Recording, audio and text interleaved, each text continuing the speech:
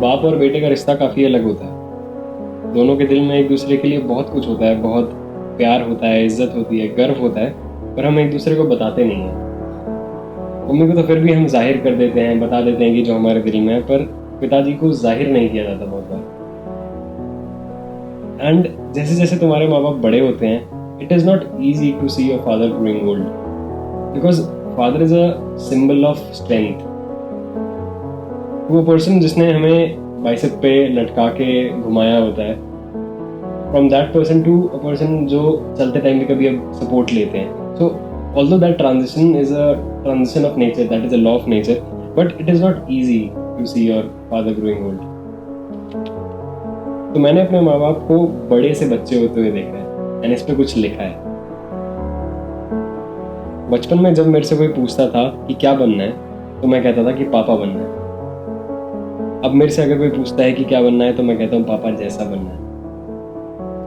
माँ बाप अक्सर अपने बच्चों से ये कहते हैं कि हमने तुम्हें बच्चे से बड़ा होते हुए देखा है, पर मैं ये कह सकता हूँ कि मैंने अपने माँ बाप को बड़े से बच्चा होते हुए देखा है। मेरे पिताजी बहुत बार मुझे एक ही चीज़ बताते हैं कि मैं तुम्हें साहिबाबाद, जो मेरे मामा का घर है, वहाँ से गुड़गांव तक स्कूटर पे सुला के लाते थे।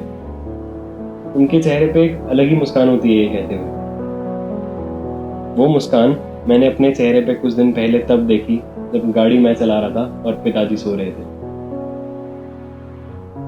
बचपन में जब हम किसी शादी में जाया करते थे, तो मैं कहता था मुझे ये खाना है, मुझे वो खाना है, मुझे पाव भाजी खानी है, टिक्की खानी है, चाउमीन खानी है, और थोड़ा सा चखने के बाद मैं कहता था मुझे नहीं खाना, आप खा लो। उन्होंने हमेशा मेरी मर्जी का खाना खाया है। अपनी मर्जी का तो खाना कहाँ ही खाते हैं मम्मी पापा, पता नहीं कैसे खा लेते थे।